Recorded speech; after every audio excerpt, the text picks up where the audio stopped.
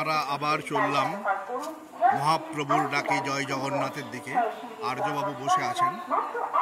আমরা এখন খড়গপুর স্টেশনের 1 নম্বর প্ল্যাটফর্মে ওয়েট করছি 18409 আপ জগন্নাথ এক্সপ্রেসের জন্য। গাড়ি আসবে আর কিছুক্ষণের মধ্যে গাড়ি আর আসবে, তখন আপনাদের সঙ্গে কথা হবে। 8409 আপ জগন্নাথ এক্সপ্রেস 1 নম্বর প্ল্যাটফর্মে আসছে খড়গপুরের। আপনারা দেখতে পাচ্ছেন up Jagannath express is arriving in platform number 1 in Kharagpur junction. So we are waiting for this train. We are ready to go to Jai Jagannath. এরপর ট্রেনে উঠে বাকিটুকু কথা আপনাদের সাথে হবে।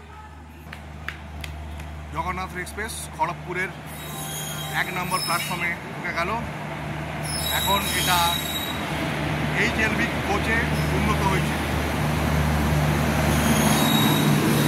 আগে LCF কোচ ছিল, এখন এটা HLB কোচে উন্নত হয়েছে। ট্রেন প্রবেশ করে গেছে খড়গপুর জাংশনে। চলুন বাকি কথা উঠে হবে।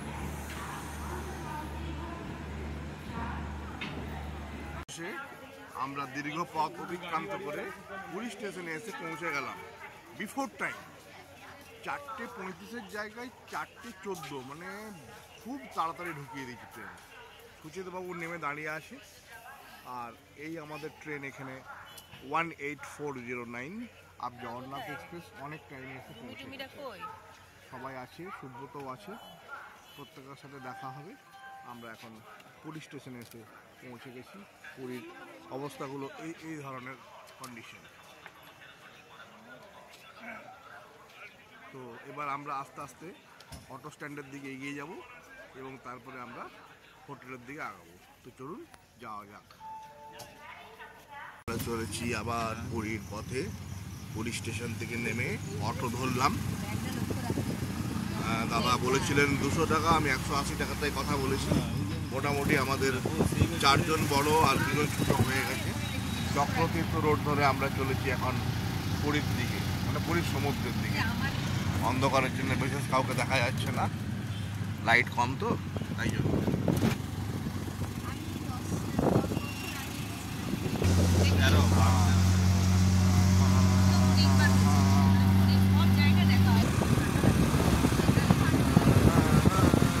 আবার সমুদ্রের দেখা আমরা পেয়ে যাব একটু পরেই।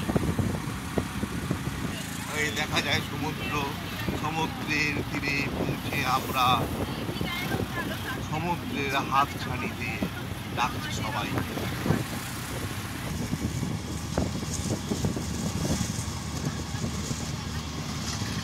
অবশেষে আমরা মহাপ্রভুর মন্দিরের কাছে হাজির হয়ে গেছি।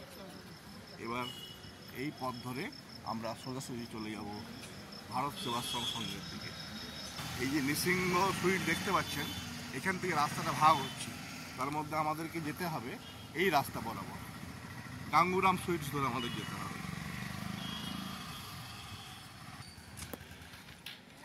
এই ধরে আমরা এগোচ্ছি ভারত সেবাশ্রম সংঘের দিকে।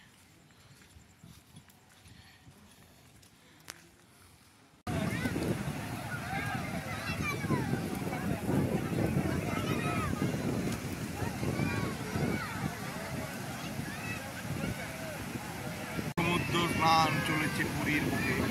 অগণিত মানুষ এধার থেকে ওধার করেছে সমুদ্রে স্নান জগন্নাথের বুকে। এহেন স্নান যেন পুণ্যের লগনে স্নান, এহেন স্নান যেন পুণ্যের লগনে স্নান করেছে সবাই আবাহন এই পুরীর সমুদ্র।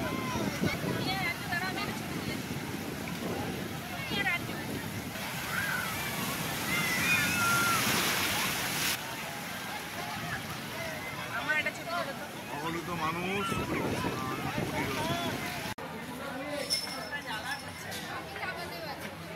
আমরা এখন খেতে এসেছি 13 পার্বণ রেস্টুরেন্টে। খাবার টেবিলে আমরা 6 জন বসেছি। এতক্ষণ পর্যন্ত কারেন্ট ছিল না, তো জেনারেটরেই চলছিল সমস্ত ফ্যানগুলো। এখন এসি এসেছে বলে সবারই মধ্যে একটা উৎফুল্লতা। এই আপনারা দেখতে পাচ্ছেন 13 পার্বণ রেস্টুরেন্ট চেঞ্জ হলো।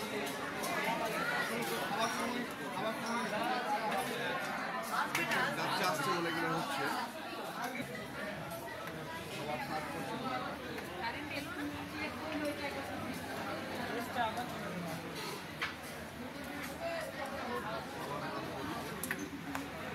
এই খাবারের তালিকায় আছে ডাল, আলু ভাজা, পোস্ত, পটলের তরকারি, চাটনি, ভাত। এই প্লেটে নিয়ে নিয়ে খেতে হবে। আমি এখন বসে আছি পুরীর সমুদ্র নিকটবর্তী তটে। আপনারা দেখতে পাচ্ছেন সমুদ্রের উকিল ফেনা এক একটি ঢেউ পড়ার পর ভেঙে চলেছে, আর চারপাশে অসংখ্য মানুষ এখন বসে আছেন। মৃদুমন্দ বাতাস বয়ে চলেছে, আর কিছুদিন পরে আর পূর্ণিমা, আকাশে চাঁদ দেখা যাচ্ছে।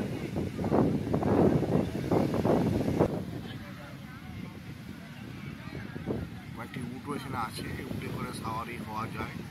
বড়দের 100 টাকা, ছোটদের 50 টাকা করে পাওয়া যায়। পুরীর সি বিচ এখন রাত্রি 9টা।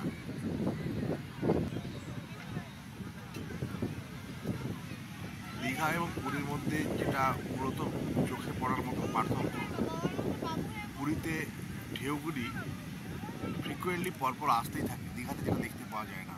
এবং এখানে ঢেউয়ের ইন্টেন্সিটি অনেক বেশি, এবং রাত্রেবেলায় ঢেউগুলি প্রচুর প্রচুর পরিমাণে তৈরি হয়, যেটা কিন্তু দীঘাতে খুব কম দেখতে পাওয়া যায়। এখন পুরীর থেকে বেরিয়ে যাচ্ছি। আজকে 8ই জুন রবিবার।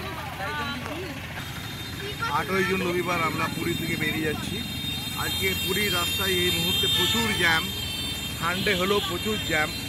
আর এই দিকে হচ্ছে সমুদ্র। আমরা চললাম অটোতে করে। অটোটা আমাদেরকে প্রথমে অনেক টাকা বলেছিল, 200 টাকা বলেছিল। তো অনেক দরদস্তি করে মোটামুটি 180 টাকায় ঠিক হয়েছে। এখন আমরা ওটিডিসির সাইড দিয়ে বেরোবো। এই হচ্ছে পান্থনিবাস সাগরিকা হোটেল।